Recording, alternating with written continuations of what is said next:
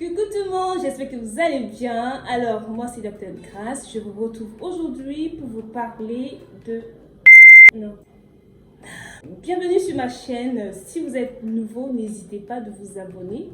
Et surtout, suivez-moi sur Instagram, Facebook et TikTok. Merci à tous ceux qui sont abonnés et qui partagent mes vidéos. La dernière fois, je vous ai demandé quelles sont vos préoccupations, des questions, si vous avez un truc comme ça.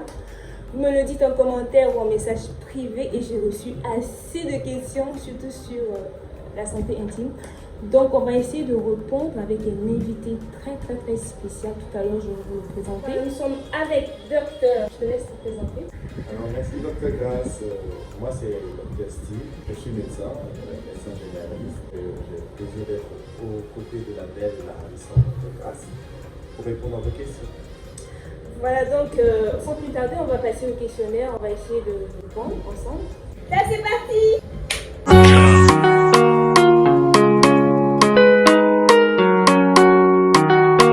Alors, la première question. Les règles douloureuses sont-elles normales? Moi, à chaque fois, j'ai des douleurs atroces. Est-ce que c'est normal? Merci pour la question. La question est très intéressante. Parce que beaucoup de femmes, déjà, moi dans mon exercice, je travaille à la ville, je reçois beaucoup de femmes en consultation qui viennent parfois me voir pour des douleurs pendant les règles. Et les règles douloureuses, ça dépend. Ça peut être normal, mais tout dépend du moment. Souvent, si les douleurs au début, normalement, chez une femme qui est normale, réglée, qui n'a pas de problème, les règles sont douloureuses au début. C'est-à-dire, le premier jour, c'est douloureux, c'est normal. Deuxième jour, c'est un peu moins douloureux, mais toujours douloureux. Après le troisième jour, ça commence à diminuer petit à petit. Si c'est comme ça chez toi, alors dis-toi que c'est l'évolution normale. Parce que les règles, ça fait toujours un peu mal au début. Après, ça commence à passer progressivement. Par contre, il y a d'autres femmes qui vont vous dire que moi j'ai mal, mais c'est pas au début. Le premier jour, ça va, je ne sens rien. Et puis le troisième jour, je commence à avoir mal. Je commence à avoir très mal le deuxième jour. Là, il faut se poser des questions. Ça peut être une maladie qui est souvent très peu connue des femmes en général et très peu connue aussi de certains médecins qu'on appelle l'endométriose. Alors, si vous avez des règles qui vous font mal, pas tout à fait au début, mais plutôt 2 jours après le début du saignement, il faut aller consulter, il faut aller voir un médecin. Ça peut être une maladie un peu plus grave. Voilà. Comment savoir si on est vierge ou pas? Docteur, dites-nous comment savoir si on est vierge ou pas? Alors, elle voudrait savoir, elle voudrait connaître elle-même comment vérifier d'elle-même si elle est vierge. Alors, vous dites ça, comment oui, comme oui. Sinon, généralement, c'est le médecin. Tu peux aller chez un médecin, le médecin te dira, ok, tu es vierge ou pas. Alors, théoriquement, je dis bien théoriquement, on dira qu'une femme est vierge si elle n'a pas fait de rapport sexuel. Elle n'a jamais fait de rapport sexuel depuis sa naissance. Théoriquement, on dira ça. Alors, l'un des éléments qui permet de confirmer sur le plan médical qu'une femme est vierge, c'est la présence de l'hymen. L'hymen, c'est une petite membrane, un petit morceau de tissu, un petit lambeau de tissu qui se trouve à l'entrée du vagin. Juste après la vulve, si vous connaissez un peu le vagin, juste après la vulve, vous allez retrouver cet hymen. L'hymen, c'est une petite membrane qui est très fragile. Elle a tendance à se rompre même spontanément. Et quand vous allez à l'hôpital, le premier élément qu'on cherche à vérifier si on veut savoir si vous êtes vierge, on va rechercher cet hymen. On va voir s'il est toujours en place et ça permettra d'affirmer, parce que s'il est toujours en place, ça permet d'affirmer à coup sûr que vous êtes vierge. Par contre, il peut arriver lors de certains efforts, lors de certains exercices, si vous faites du vélo par exemple, si vous conduisez une moto très fréquemment, si vous faites des sports intenses qui demandent beaucoup de pression au niveau des cuisses, au niveau de l'entrejambe, ça peut entraîner une rupture de l'hymen, une déchirure de l'hymen et parfois ça peut prêter à confusion. Alors, je vais répondre à ta question. Comment vérifier? En réalité, la meilleure façon d'être sûr qu'une femme est vierge, c'est lorsque cet hymen est encore en place, on va regarder, on va voir, l'hymen est en place, alors ça prouve que cette femme est vierge. Par contre, ça ne permet pas de garantir l'absence de l'hymen. Comme je vous ai dit, il y a des conditions où cet hymen peut se déchirer. l'absence d'hymen ne permet pas de dire que voilà, cette femme n'est plus vierge. Pas du tout. Ce n'est pas toujours le cas. Parce qu'une femme peut être sans hymen, même en dehors de pénétration. Donc vraiment, c'est une question très très difficile. On peut perdre la virginité en faisant l'excision chez une femme. Alors ça revient à la définition de la virginité. J'ai dit tout à l'heure que être vierge, c'est ne pas avoir eu des rapports sexuels avec pénétration. Okay? Donc, une femme qui n'a jamais pu avoir des rapports sexuels avec pénétration, c'est une femme qui est vierge. Le fait que vous n'ayez plus votre hymen ne veut pas dire que vous n'êtes plus vierge. Ouais. Donc, et effectivement, parfois, durant les manœuvres d'excision, qui sont parfois effectuées par des personnes qui ne sont pas du corps médical, parfois des personnes qui sont vraiment des praticiens un peu douteux, il arrive parfois qu'il y ait des erreurs et la personne laisse. L'hymen est une membrane très fragile. Donc, les manipulations autour du vagin peuvent entraîner, autour de la vulve, peuvent entraîner une lésion par inadvertance de l'hymen et provoquer une déchirure de l'hymen. Ça ne veut pas dire que cette femme a perdu sa virginité. Non, au contraire. Ok, je n'ai plus mes règles après Jadel. Ah, le jadel. Ah. Voilà, j'ai beaucoup de femmes qui se plaignent souvent de ça. Alors, on va commencer par définir le jadel. D'accord. Alors, c'est une technique de contraception. La planification familiale consiste à utiliser plusieurs techniques de contraception pour éviter de tomber enceinte, tout simplement. C'est une méthode par implant. Donc, le jadel, on place un implant, 2 implants sous la peau, et ces implants vont diffuser dans le sang des hormones qui vont bloquer le fonctionnement des ovaires. Alors, vous comprenez que ça agit sur le fonctionnement normal des ovaires. Ces hormones ont comme conséquence d'empêcher que la femme ait une ovulation normale. Mais ça peut avoir des effets secondaires. Puisqu'il entraîne un blocage du fonctionnement des ovaires, ça peut provoquer donc une absence de règles. Donc, ça arrive. Ça fait partie des effets secondaires. Si vous lisez la notice du jadel, vous verrez sur ça qu'il est possible qu'une femme qui prend le jadel, qui utilise le jadel, puisse ne pas voir ses règles. Donc, ce n'est pas aussi un signe de danger. Donc, si vous voyez que vous n'avez pas vos règles, vous avez le jadel, ne vous inquiétez pas, c'est un effet secondaire normal. Par contre, si vous êtes inquiète, vous pouvez vous rapprocher du médecin qui a placé le jadel et vous expliquera les choses et vous suivra. Est-ce que tu peux tomber enceinte en faisant un rapport par derrière? Enceinte en faisant un rapport par derrière. Tout dépend de là où la verge de l'homme va aller. Alors, faire un rapport sexuel par derrière veut dire quoi? Qu'il y ait une pénétration anale? Oui, sûrement, elle parle de la pénétration anale. Donc, pour dire que normalement, ce n'est pas possible, parce que l'orifice vaginal, l'orifice anal, s'il s'agit bien de l'orifice anal, quand on dit rapport sexuel par derrière, ne conduit pas au voie génitale. Par contre, lors de l'éjaculation, il peut y avoir des accidents. Et le sperme se entre en contact avec l'orifice vaginal. Et là, les spermatozoïdes peuvent dire ça arrive. Comment est-ce que la virginité existe avant l'apparition des règles? La virginité reste que vous ayez vos règles. Au moment où vous voyez vos règles, si vous n'avez pas eu de rapport sexuel, vous êtes vierge. Après vos règles, après le début de vos premières règles, si vous n'avez pas fait de rapport sexuel, vous êtes toujours vierge. Pas de rapport sexuel? Toujours vierge. Toujours vierge. Ok. Quelle est la différence entre la virginité et l'hymen intact? La présence de l'hymen est un élément qui permet de prouver l'état de virginité d'une femme. Toutefois, une femme est vierge si elle n'a jamais eu de rapport sexuel avec un homme. J'ai eu des rapports avec mon copain, mais je n'ai pas saigné. J'ai perdu ma virginité, oui ou non? C'est pas parce que vous faites des rapports sexuels pour la première fois que vous allez saigner. Ça, c'est des idées reçues. Mais il faut savoir ce que les gens ne savent pas, c'est que, en fait, c'est pas toujours le cas. Normalement, si la déchirure est brutale, vraiment de rapport sexuel, l'hymen se rompt brutalement. Et donc provoque une petite lésion au niveau du vagin, ce qui peut faire saigner la femme. Ça, c'est normal.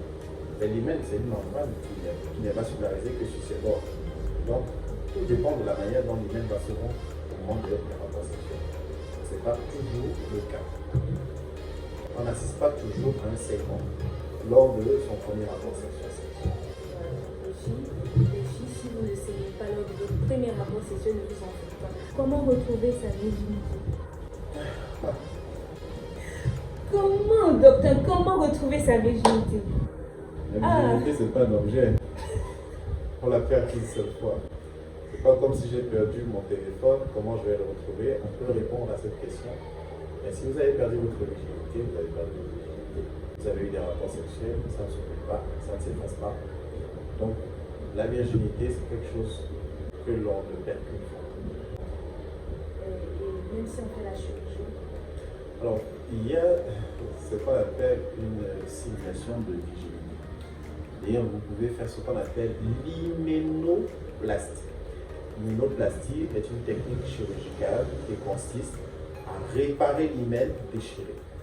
On peut retrouver les bords de l'hymen, les petites parties de l'hymen qui sont déchirées, et on les colle ensemble de manière chirurgicale. Ce qu'on appelle l'hyménoplastie. Vous devez savoir que faire une hyménoplastie ne veut pas dire retrouver sa virginité. Ça veut juste dire coller l'hymen qui a été déchiré. J'ai entendu dire que trop de plaisir fait disparaître la virginité. Par exemple, Ils vont dire, ouais, là, alors, ça dépend. Vous savez, il y a des gens, il y a des familles parfois qui disent des choses aux enfants de façon à préserver l'enfant pour que l'enfant n'aille pas au-delà à cause des envies parfois. Vous pouvez vous laisser emporter et puis aller faire certaines choses. Mais un flop, si vous voulez parler de la manière scientifique, n'entraîne pas une perte de virginité. Ça n'a rien à voir. est-ce toujours normal d'avoir mal lors du premier rapport sexuel? Je crois oui, moi je crois oui, parce que c'est normal. Le vagin il n'est pas encore, c'est un orifice qui se dilate au fur et à mesure que la femme a des rapports sexuels. Donc, plus la femme subit des pénétrations, plus cet orifice se dilate et à un moment donné, ça va.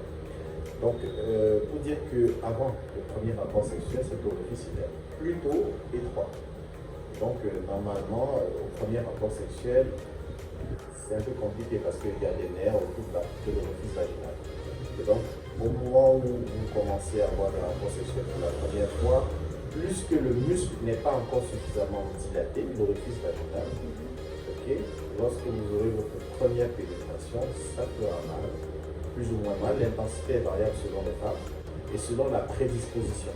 Elle a une bonne préparation avant la pénétration, ça peut faire plus ou moins mal. Par contre, la douleur est relativement normale. J'ai subi un viol, je pense à l'âge de 6-7 ans. Je ne sais pas si je suis toujours vierge, c'était quelque chose de 2 minutes ou trop. Ou bien pour autre chose, une violation de la vie privée pour des personnes qui s'introduisent dans la vie. Alors, il faut savoir déjà si, pour répondre à sa question, le mieux, au fait, pour pouvoir répondre réellement à sa question, être précis sur cette réponse, le mieux aurait été qu'au moment où elle s'est fait violer, qu'elle se fasse examiner. C'est tout de suite au moment du viol. Venez voir un médecin et voir, il y a des traces, il y a des traces d'effraction vaginale. On le sait tout de suite. Il y a une muqueuse qui est rouge, bien, tout ça, on peut voir. Ça, c'est le médecin qui peut déterminer si une femme a été pénétrée lors du viol. Voilà, alors, on va passer à la question suivante. Est-ce qu'une fille peut perdre sa virginité avec sa main? C'est toujours les questions sur la virginité. Oui, beaucoup de questions sur la virginité. Oui, ça préoccupe beaucoup de filles parce Alors, que oui, les filles ne sont pas assez informées, elles ne savent pas faire la différence entre virginité et l'hyménité avec la main. Elle parle de la masturbation là. Ouais. Je pense que oui, parce que tout dépend, c'est relatif. Si tu as été pénétré par, disons, par un pénis, ou que tu as été pénétré par un doigt, ou que tu as été pénétré par un sextoy, ou je ne sais pas. beaucoup, il y a beaucoup d'instruments qu'on utilise. Ouais. Alors, je crois que tu as perdu ta virginité. Donc, au fait, dès lors que tu violes l'espace interne, tu pénètres ton orifice vaginal, que ce soit à l'aide de ton doigt ou que ce soit à l'aide d'une verge, d'un pénis, je crois que pour moi, tu as perdu ta virginité. D'accord, merci. Alors, comment mettre les chances de son côté pour tomber enceinte? Dans mon exercice, j'ai rencontré beaucoup de cas d'infertilité du couple. Parce qu'on va parler d'infertilité du couple quand, après une année de mariage et de consommation de la vie conjugale, vous faites des rapports sexuels réguliers pendant une année, et au bout d'une année, vous n'avez pas toujours eu d'enfant, on parlera d'infertilité du couple. Donc après, il faut quand même commencer par faire un certain nombre de bilans et rechercher s'il n'y a pas un autre problème. Parce que là, il n'y a pas à mettre ses chances de côté. On ne peut pas parler de mettre les chances de son côté si on ne sait pas s'il y a un problème réel, un problème sérieux qui empêche que l'un ou l'autre, que le couple tombe enceinte. Vous pouvez avoir une tumeur, vous pouvez avoir des kystes, ou avoir un autre truc. C'est la première des choses à faire. Par contre, si on a éliminé le problème, ou bien on a fait des examens, on a vu qu'en réalité ça pourrait être possible, là il y a des techniques. Alors, certains médecins prescrivent ce qu'on appelle des inhibiteurs d'ovulation, des médicaments qui vont entraîner, qui provoquer ou déclencher, comme on peut dire, une ovulation. En déclenchant l'ovulation, on augmente les chances à la femme de pouvoir tomber enceinte. On peut enseigner à la femme à quel moment de son cycle il est préférable qu'elle fasse des rapports sexuels, et quelle est la préparation que le mari doit avoir avant cette période. Donc, tout dépend du problème. C'est pourquoi il est préférable d'aller d'abord faire les études. Alors pour celle-ci, c'est carrément le contraire de la question qu'on vient de répondre. Elle veut savoir qu'est-ce qu'on doit prendre pour ne pas tomber enceinte. Généralement, toutes les femmes savent déjà qu'il existe des pilules. Actuellement, on en parle même dans les émissions de publicité à la télé. Je crois qu'elle veut demander s'il y a d'autres techniques. D'autres techniques en dehors des pilules, peut-être des injections. Alors il faut savoir qu'il y a d'autres techniques, mais qui ne sont pas des techniques fiables. Chacune de ces techniques a un seuil de fiabilité. Je crois que la technique la plus fiable, c'est le préservatif. Tu mets un préservatif tant qu'il ne se rend pas pendant le rapport sexuel. Il n'y a pas de problème, tu ne tombes pas enceinte. Donc moi je te dirais, la première technique en dehors des comprimés, c'est de porter le préservatif. Déjà même que le préservatif vous évite, en dehors de tomber enceinte, vous évite d'avoir aussi beaucoup de maladies. Je n'aime pas toujours parler de cette technique, parce que souvent les gens l'utilisent, mais après ça fait mal. C'est le coït interrompu. Durant le rapport sexuel, avant l'éjaculation, au moment où l'homme sent qu'il doit éjaculer, il peut retirer sa verge. Et si donc utiliser les préservatifs si vous ne voulez pas tomber enceinte? Il y a la petite qui dort là. Ça, oui. Ok. Donc, elle n'a pas entendu. Elle n'a pas entendu. J'entends parfois dire que le fait de vous embrasser longtemps, vous pouvez tomber enceinte. Tu te rappelles de la comédie? Je sais pas, il y a une comédie qui s'appelle Oui, je me rappelle. Quand tu m'as embrassé, je n'ai pas craché, je l'ai avalé. Mais attends, tu comptais faire quoi? Tu l'as avalé, non? Oui. Alors, où est le problème? Ah, je suis enceinte. Ne me dis pas que c'est la même histoire là. Ok, c'est sérieux. Alors je vous rassure, non, embrasser me. Non, impossible. C'est pas possible. Non, impossible. Niet. No way. Je saigne toujours à chaque rapport sexuel. C'est pas grave. Sauf si tu es dans ta période de menstrues, il n'y a pas longtemps de saigner. À chaque rapport sexuel, on va faire simple, vous pouvez aller consulter. Ce n'est pas normal. Toujours consulter. C'est une question. Est-ce que lors de l'avortement, on peut perdre sa virginité? Comment elle a d'abord fait tomber enceinte avant de faire l'avortement? C'est que c'est un piège. Bon. Écoutez, si vous êtes tombé enceinte avant d'avorter, vous êtes déjà plus vierge. C'est clair. Ok. Docteur, j'ai un fibrome de 5 centimes. Est-ce que je peux tomber enceinte avec? Déjà, ça n'empêche pas le consentement. Hein? Si le fibrome n'empêche pas une obstruction du trajet des spermatozoïdes, de la voie que les spermatozoïdes empruntent pour aller jusqu'au niveau des trompes, qui est fécondation. Normalement, la femme peut tomber enceinte.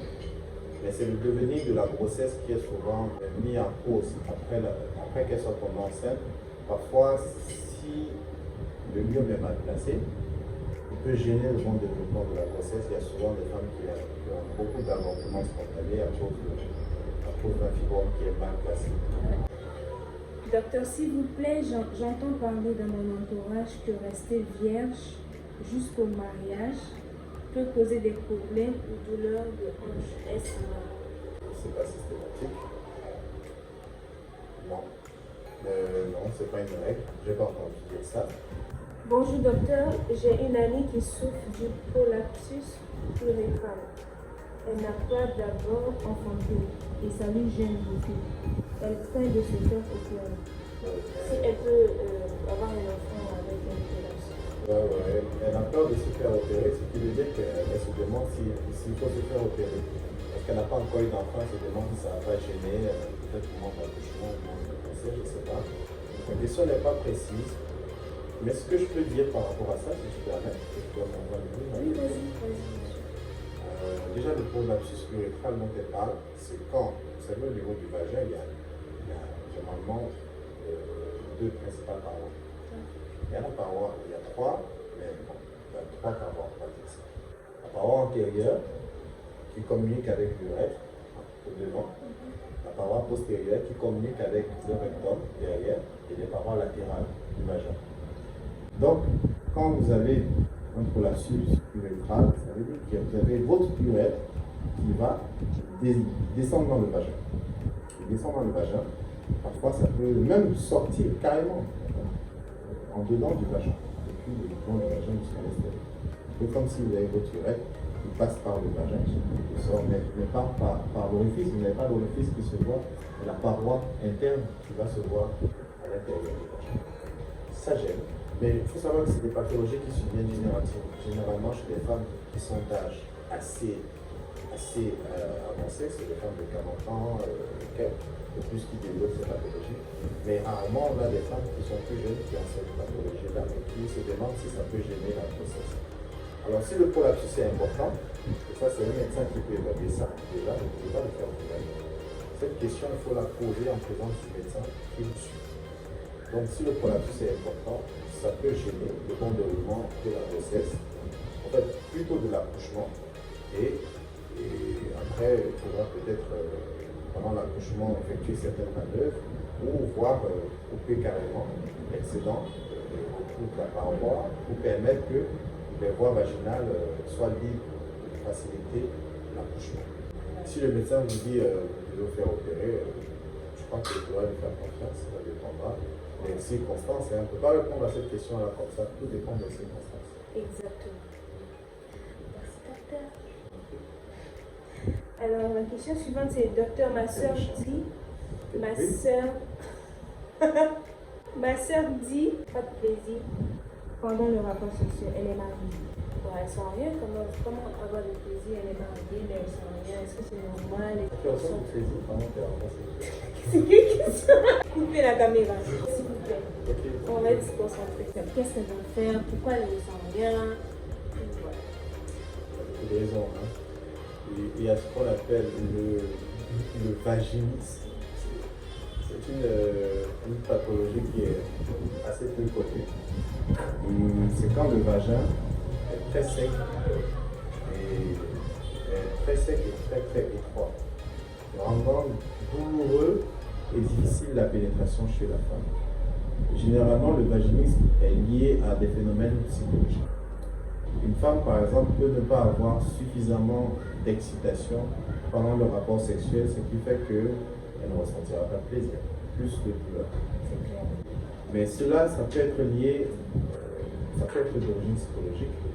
Si vous êtes par exemple dans une période d'activité stressante, vous avez d'autres activités ou d'autres choses qui vous stressent, ça peut être lié à un manque d'attirance, tout simplement, ne pas attiré par la personne. Surtout quand dans quelqu'un que tu aimes. Ah oui, Généralement, souvent, en Afrique, en Afrique, on choisit les maris pour les filles. Et puis voilà. Parfois, elle n'arrive pas à oublier son petit copain. On lui donne les vues de sa 6 ans. Ouais. Chaque rapport sexuel, c'est quand même que ça arrive très Mais moi, souvent. je préfère qu'on me donne comme je veux ses maris. De toute façon, moi, je n'aimerais pas qu'on impose une femme. La première raison, c'est la co-psychologie. La femme peut ne pas ressentir du plaisir parce qu'elle n'est pas attirée, parce qu'elle est stressée, parce qu'elle a un problème. En tout cas, ça c'est psychologique. Ou tout simplement, vous savez, il y a certaines pratiques qui peuvent diminuer le plaisir et parfois même, chez certaines femmes, ça annule complètement le plaisir. L'excision. Ces femmes qui sont excisées, il y en a qui disent qu'elles ressentent du plaisir, mais ça peut venir après beaucoup d'excitation en préliminaire, en prélude de la pénétration. Parfois, chez d'autres femmes, si l'excision a été mal faite, trop profonde, mal répartie, il y en a qui complètement n'arrivent pas à ressentir du plaisir, malgré qu'elles soient attirées ou excitées avant le rapport sexuel. J'ai accouché, il y a un liquide rouge qui sort sur moi et trop perte, que faire? Une infection, ça va faire une ordonnance. Perte, On que peut faire? avoir des infections, mais les lochis sont normales. Durant les premiers jours après l'accouchement, parfois ça peut même persister 2 semaines. Vous pouvez avoir un saignement après l'accouchement, mais qui diminue avec le temps. Ouais. La caractéristique, c'est qu'il faut savoir, même en 24 heures, vous pouvez ne plus saigner à temps. Donc, 8 heures même de temps, après 8 heures de temps, normalement, même vous êtes capable de saigner. Mais ça arrive parfois que ça persiste au-delà de 24 heures. Mais néanmoins, vous allez remarquer que le saignement diminue après l'accouchement. Par contre, si vous avez des pertes, c'est que vous avez une infection. Et donc, il faudrait voir un médecin, il va vous donner un traitement pour l'infection. Mais docteur, si on flirte avec ton petit ami, sans autant faire rapport, mais juste caresser et avoir le plaisir, est-ce qu'on devient vierge? Est-ce qu'on peut être vierge Oui. si on flotte? Oui. Si vous ne faites pas de rapport sexuel, par contre, si vous utilisez vos doigts là où il ne faut pas, peut-être. S'il vous plaît, docteur, j'ai entendu dire que quand tu es vierge, le... T'as compris quelque chose? Moi non plus, on passe. Docteur, je suis à moitié vierge. Je sais comment c'est devenu moitié. C'est quoi elle est à moitié vierge? Oui, il faudrait qu'elle définisse que c'est vierge. Question suivante. Lécher une fille, est-ce qu'elle peut être dévierge? Théoriquement, non. Sauf si elle est super musclée, qui va aller voir. Docteur, s'il vous plaît, j'ai fait des rapports sexuels 4 fois. 4 Oh là là. Mais j'ai pas saigné. Suis-je encore vierge? Chaque fois, ça fait mal. La 5e fois, c'est pas la peine. C'est vierge. Docteur, s'il vous plaît, comment enlever les pattes blanches accompagnées d'une odeur? Vous avez des pertes blanches associées à une odeur, vous avez la pense que vous avez une infection bactérienne. Dans tous les cas, ce qu'on vous recommande, si vous avez une infection, si vous avez des pertes nauséabondes, il faut consulter. Et enfin, on est arrivé à la fin de l'émission. Enfin, tu n'as pas posé de question, toi? Ouais, moi j'ai deux, Tu parlais de ton problème de... Moi j'ai 4 questions. Ok, donc moi j'aimerais savoir, docteur, s'il vous plaît, comment savoir si un homme vous aime? C'est pas un problème gynécologique ça? Les filles, merci beaucoup. Merci d'avoir posé des questions. J'espère que le docteur Steve vous a satisfait à travers ses réponses, à travers ses explications. En tout cas, moi j'ai compris. Mais non, arrête, pourquoi couper? Donc moi en tout cas j'ai été éblouie, j'ai vraiment compris des choses et j'espère que c'est le cas chez vous. Alors si la vidéo vous a plu, n'hésitez pas de partager. Et pour ceux qui ne sont pas abonnés, s'il vous plaît, abonnez-vous à la chaîne et activez la cloche de notification pour ne pas rater la prochaine vidéo.